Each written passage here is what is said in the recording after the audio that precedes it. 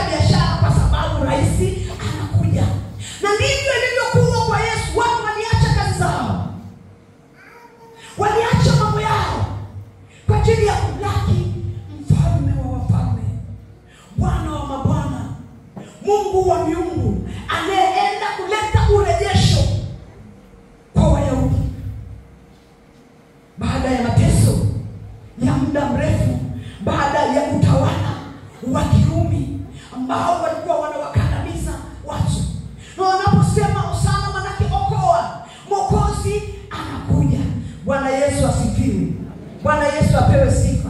Habari hizi wapendwa zimeandikwa katika injili zote 4. Zinaongelea habari za Yesu Kristo. Nikisema habari ya injili 4, ninaongelea habari ya Mathayo, Marko na Luka pamoja na Yohana. Wote wanaelezea hizi habari kwa namna tofauti tofauti, lakini wakiwa wanalenga jambo moja. Bwana Yesu apewe sifa. Wapendwa watu wa Mungu, tunapaswa kujitafakari. Sisi kama wanadamu tuna thamani ya namna gani? Kama punda alipata heshima. Punda alipata heshima, akatandikiwa na nguo, akakanyaga kwa sababu amembeba mfalme wa falme, amembeba Mungu wa miungu. Ukitaka heshima mtu wa Mungu, mbebe Yesu. Acha kumbeba mtu, mbebe Yesu. Hajalishi mwanadamu anasema nini. Mbebe Yesu ili heshima yako iweze kupanda, ili heshima yako iweze kuongezeka. Usimbebe Yesu kwa kumpapasa. Usimbebe Yesu wa kulisi kwa sababu ulizaliwa kwenye Ukristo kwa kutaka Yesu na wewe ukajiita Mkristo. Mbebe Yesu mzima binafsi. Ujikane mwenyewe binafsi. Sio Yesu wa kulisi, Yesu binafsi. Vijana tupo. Vijana tunaogopa kubeba Biblia hadharani. Tutaifunika na gazeti au tutasema ipo kwenye simu. Ipo kwenye simu. Tuko katika ulimwengu ambao una utandawazi wa ajabu sana. Vijana tunaweza tukawa tuko hapa lakini hatufuatilii somo. Hapo kimwambia kusoma Biblia, nenda kaangalia anachokiangalia afu yuko ibadani. Ndio utajua kwamba kijana huyu ana Mungu wa kweli au ana Mungu wa kupapasa. Hata watu wazima wapo wanaperuzi katika ibada. Katika ibada sio wakati wa kuchati, ni wakati wa kumsikiliza Mungu, ni wakati wa kusali, ni wakati wa kuomba ya kwamba Mungu anataka afanye nini kwako. Hatujaja kupoteza muda hapa. Tumekuja ili tuweze kukutana na Mungu wetu uso kwa uso. Mbebe Yesu katika maisha yako. Ofisini kwako, mbebe Yesu. Kwenye masomo yako, mbebe Yesu. Kwenye biashara zako, mbebe Yesu. Ili huyu Yesu aweze kukuheshimisha. Ili ile thamani ambayo ni kuwepo kwa mwanapunda iwepo na kwako pia. Bwana Yesu apewe sifa. Wapo watu wengi wanatembea hawana amani. Lakini Wayahudi wanasema mfalme wa amani. Karibu mfalme wa amani upate kuingia. Huyu mfalme wa amani, hebu akupe amani ndani yako. Wewe kama utakubali kuwa punda,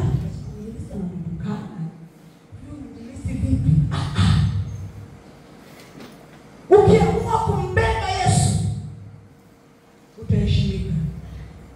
Hakuna atakayekudharau. Utaheshimika mpendwa. Lakini ukimwacha Yesu, utadharaulika. Heshima yako itashuka. Na ndipo utakaposema, huyu Mungu yuko wapi? Huyu Mungu mbona ameniacha? Makanisa wenzetu wanaadhimisha kweli siku. Wanaanza kwa maandamano, wakiimba sana mbarikiwa ajaye kwa jina la Bwana. Wanaadhimisha kweli. Hebu tusiwe Wakristo wa mazoea. Tunapoadhimisha, basi tuadhimishe kweli na kuimba hosana mbarikiwa unayekuja kwa jina la Bwana. Hosana ulete amani ndani yangu, mimi ambaye sina amani, mimi ambaye sina tumaini, mimi ambaye sina nguvu. Unipe nguvu tena. Unamhitaji Yesu katika maisha yako ili huyu mfalme wa amani aweze kukutendea mambo makubwa sana katika maisha yako. Ni namna gani ambavyo unaweza kumpa Yesu Kristo maisha yako?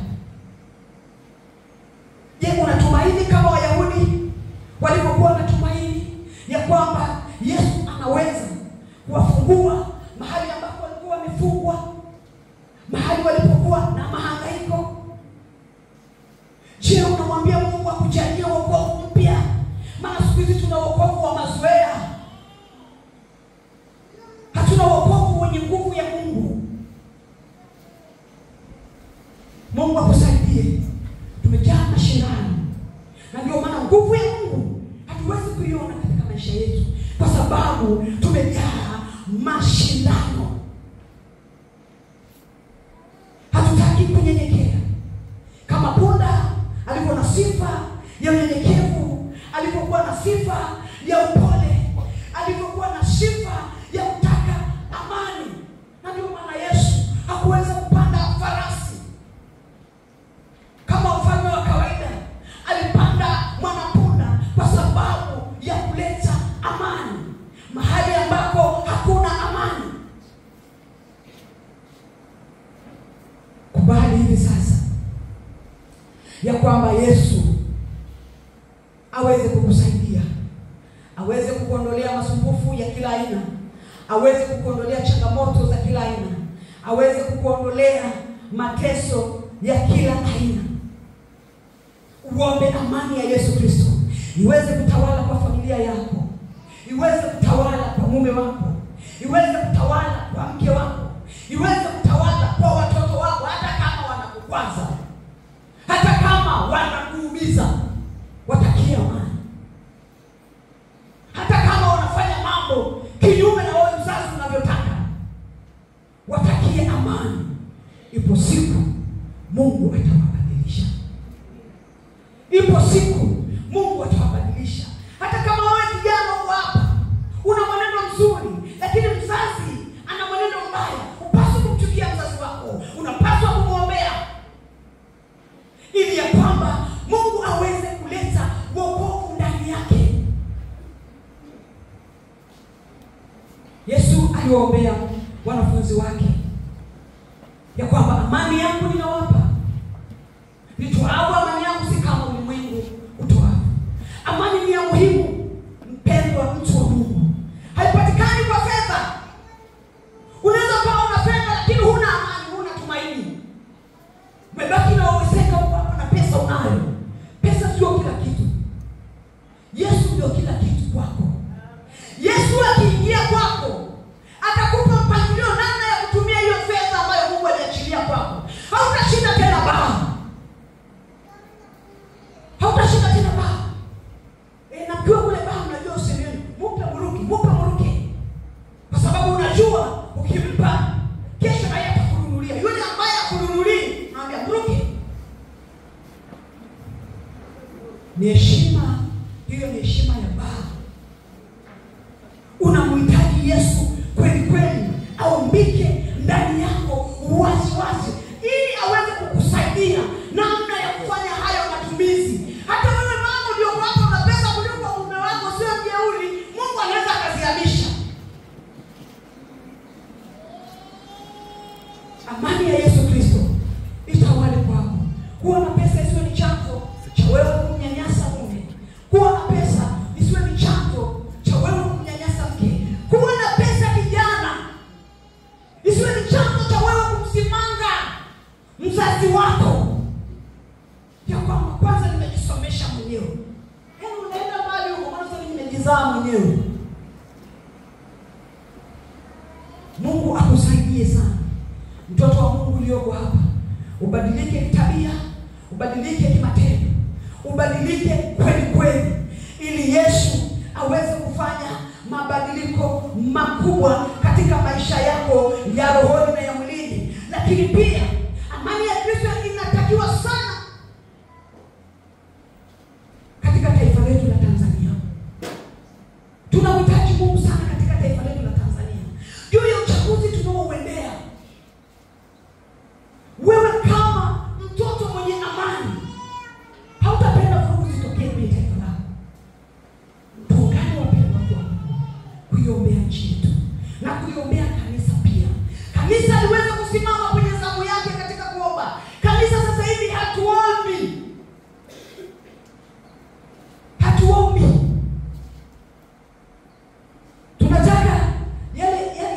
maombi yale. Sisi tunajua kama ya kwa mganga wa kienyeji. Yaani ukienda unataka upone saa hiyo. Yaani wewe kuomba uwezo unataka wewe ni kuomba, wewe ni Kristo. Yesu aliposema ombeni, hakusema makuhani tu waombe. Maana pazia la hekalu lilikuwa limeshapasuka, kila mmoja ana ujasiri wa kwenda patakatifu kwa damu ya mwana kondoo kupeleka mahitaji yake. Sisi kama kanisa tusimame kwenye zamu yetu kwa ajili ya kuombea kanisa, kwa ajili ya kuombea taifa, lakini pia kwa ajili ya kuombea nchi za jirani ambao wanapigana na kumwaga damu kama maji. Wewe unasikia raha gani? Wanadamu kama wewe wakiuana, unasikia raha gani? Hebu tuungane tukiwa tunaadhimisha mashahidi haya. Hebu tuungane katika kuwaombea wenzetu, katika kumwomba Mungu ili Mungu aweze kutusaidia, ili Mungu aweze kutuonekania, na sisi tukae katika amani ya Yesu Kristo, ili uweze kupata heshima kama vile punda alivyoweza kupata heshima. Unahitaji heshima ya Mungu, ni lazima uwe mnyenyekevu, ni lazima uwe na hekima ya Mungu, ni lazima uwe mtii, kulitii neno la Mungu pamoja na kulitenda, pamoja na kuliishi. Kama nyumbani kwako hakuna amani, amani leo aingie mbele ya Yesu Kristo. Amani iingie kwenye nyumba yako. Kama ofisini kwako hakuna amani, amani iweze kuingia. Bwana Yesu asifiwe. Bwana Yesu apewe sifa. Mfano wa mwisho ilikuwa ni Alhamisi.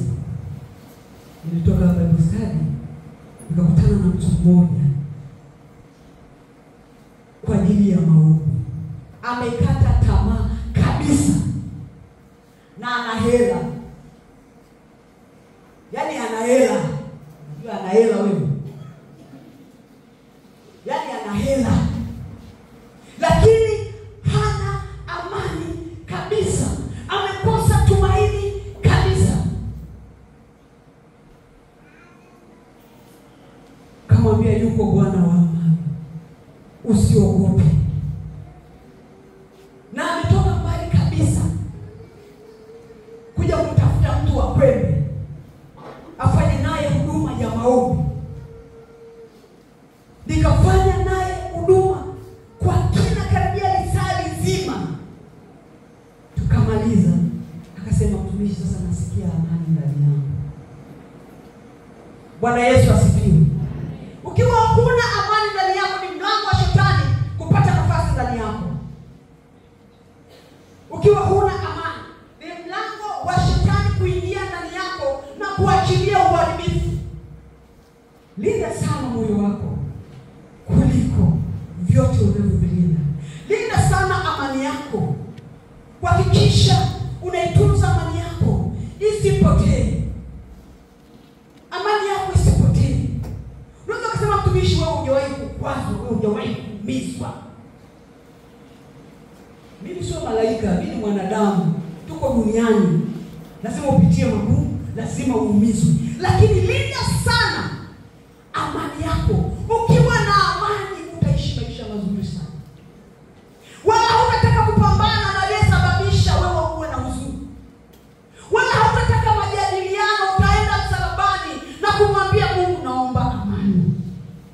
Na aliyekwanza ninamsamehe hata kama hajaniomba msamaha. Amani ya Yesu Kristo itatawala ndani yako mpaka hadi ushangae. Ofisini walikuwa wanakuchukia, ghafla wanaanza kukupenda. Biashara ilikuwa choki, ghafla wateja wanaanza kuja. Mtoto alikuwa ameshindikana, ghafla anaanza kubadilika. Anaanza kuwa na tabia njema. Kwa sababu gani? Umeamua kumbeba Yesu, ambaye yeye ndiye Bwana wa amani.